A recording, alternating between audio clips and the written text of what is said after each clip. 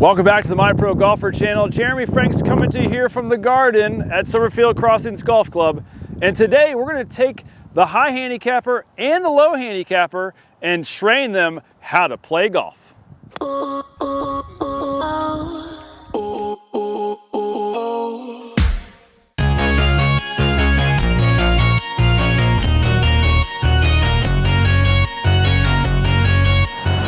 So you may ask me, why are we doing a high handicapper and a low handicapper of how to play golf? And the reason that we're going to do that is because on our social media platforms, we have all levels of golfer. And so if you're a lower handicap player and you want to get to learn how to play golf the way the olive tree method teaches you how to play golf, go ahead and fast forward 4 or 5 minutes as we get through the high handicapper. So if you're a high handicapper, this portion is for you, and I want to have you get some notepads ready because I'm going to take you from point A to point Z today. All right, so let's just explain what a high handicapper is. A high handicapper is somebody that doesn't have any knowledge of a handicap per se, and that just kind of hits the ball kind of a little bit all over the place, but hits it forward every time. So that if you're playing golf and you're putting scores into the machine that says what kind of handicap level you are, you're going to be a 36 to a 50. That's going to be in that range of a high handicap player. And so if the par of the course, like it is here at Summerfield, which is 71, and you're a 40 handicap, you're going to shoot in that 110 to 120 range. So if you're playing golf and you're shooting about 120, this is for you. And if you haven't even started playing golf and you're trying to figure out how to play golf as a high handicapper, you'd be somebody in that high handicap category. So let's simplify the game a little bit for you today. There's only 6 things, really honestly 7 things that you need. You first need a golf bag. Most golf courses are not going to allow you to get on the golf course unless you have your own bag of clubs. So what I want to do here is, this is an old golf bag of mine. You can still see it's got the olive tree logo on it, but it also has the country club logo from James River Country Club on it, where I used to be a golf professional. One of the things that I want you to notice is that it's a little bit old and it's a little bit dried out. That's all you need, is just one simple golf bag. And then I'm going to recommend for you to get a driver or a high lofted fairway wood that you like hitting, and get that in the bag. You can find them as easily and simply as a Goodwill store, or like a Play It Again Sports, or a buddy or a friend that may just want to help you in the golf. After that, I want you to grab a hybrid, which is going to sort of be in the middle of your bag, and you're going to hit it a lot of times on 300 or 400 yard holes a couple of times to get you closer to the green. So you've got a driver, a high lofted fairway wood, or hybrid. Then you're going to want some sort of a mid-iron. I'm recommending 7-iron because when you go to a fitting cart, a lot of times they'll have a 7-iron in there, and you can get those practically for free because the fitting carts change out 7-irons every year or every other year. So go to your local pro shop, ask if they have any fitting cart 7-irons, find something that would be solid and relatable for you, whether based on your skill level, and there's other videos on my channel for that. Stick that 7-iron right in there. So now we've got the bag and 3 clubs. You're going to want some sort of wedge. Sand wedge is probably easiest, pitching wedge, something like that, but there's so many wedges in the world, you should be able to find yourself a wedge. And then you're going to want a putter. It doesn't really matter at first what you putt with, but the putter is a really important piece to help you go as far as you want to go in golf. So you got to have a putter. So we got 5 things of clubs. The 6th is the golf bag, and then you got to have some golf balls. And that is all you need to get started on how to play golf. Hey, thanks for watching today's episode. Here at My Pro Golfer, you know we like to keep things simple. And today, I've got a special gift for you to help you never miss a 5-foot putt again. Click the link below and download today.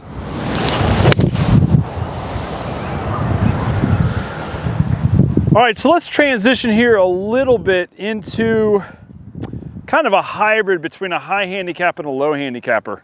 You'll see here in the golf bag that I've still only got the 5 clubs, so that'll help you low handicappers and high handicappers understand where we're going with this how to play golf concept. And so as you notice there, I was hitting some shots. We've got a pretty good left to right wind, and we want to try to know when we're playing golf as a lower handicapper what kind of conditions we're going to have out on the golf course. So it's really important for a low or a high handicapper really to get out and hit some shots.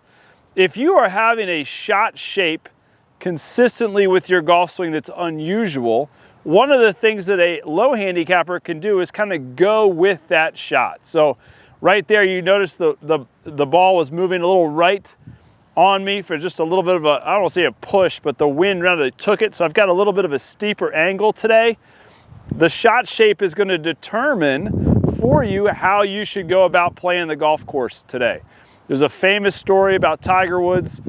He won at Firestone, shot a 61, and for whatever reason, he could not hit a quality golf shot draw at all. So he played the fade all day. He absolutely did it phenomenally, but that's how Tiger Woods was, and it made total sense.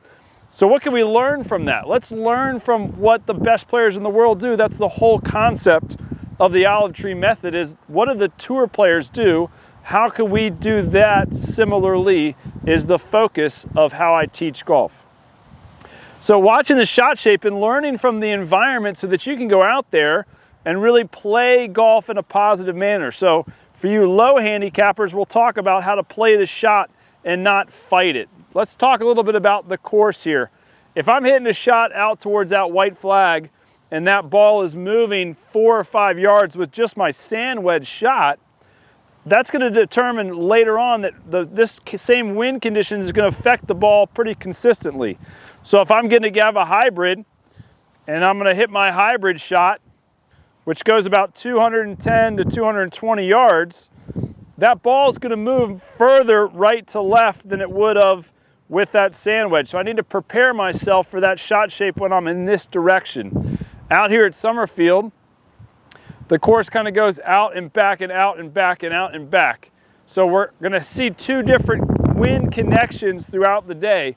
So I want to just kind of get on the range as I'm warming up to try to see what the golf ball is doing each and every day to see what kind of ball flight I'm going to have. Now I hit that one a little bit more solid than that sand wedge, so it didn't move as much. But I typically play a small draw, and that ball ended up moving about 2 yards to the right with my hybrid. So I got to think about how the course is going to play while I'm warming up on the range, and that'll really help you get into your head how you should play the golf course best for the conditions. All right, so let's wrap up this series today on the shot shapes that we're trying to do. For a low handicapper, I want you to be thinking about what the conditions are doing in how you're going to prepare that shot. So if I've got a wind left to right and I've got trouble to the right, I'm going to want to get you set up on the right side of the tee box, aim up the left side of the fairway and hit your normal shot. If you're a fader, you're going to want to exaggerate that. You're going to put it into the rough. And a low handicapper and a high handicapper, you're all going to have a sort of a natural shot shape. The low handicapper is just going to have a more consistent strike on the golf ball and understand their yardages better than you high handicappers. So a couple little thoughts here, especially getting off the tee in this series of how to play golf. If I've got a left to right wind and I've got to aim it a little bit left and there's trouble to the right, I want to put the tee down a little bit lower so I don't get as much carry out of the shot, because the goal is just to continue to minimize the trouble for you low handicappers, and also for you high handicappers, knowing what shot shape you are to determine what shot you want to hit here. So if you're a high handicapper and you're hitting the driver, let's say 200-ish yards, maybe 180 yards, and that gets you to the trouble, you may want to take your hybrid or your 7-iron off this tee and just hit it knowing that you're slicing the ball and the ball's going from left to right and land short of that trouble. If you are a lower handicapper and you know that you can hit a pretty solid and consistent shot, we want to play the shot so that you can stay out of the trouble. So the high tee ball, high spin cut with a left to right wind is going to make it all the way to that pond or that hazard. We want to tee the ball a little lower, play it more excessively down that left side so you create a little bit less trajectory for the wind to take over. So I've got the ball just a little bit lower than a normal shot. I'm going to take my normal stance and allow my normal cut shot to take over here. On the right side of the tee box, aiming significantly left, even in the rough if it's a lot of wind. I've even had to hit it into the ocean in a trip to Ireland not too long ago to hit the fairway. So you got to trust that the movement patterns are going to work each and every time. So I hit a low draw up that left side. It's catching the edge of the fairway. The wind is, even on the bounce, is affecting that shot to go right.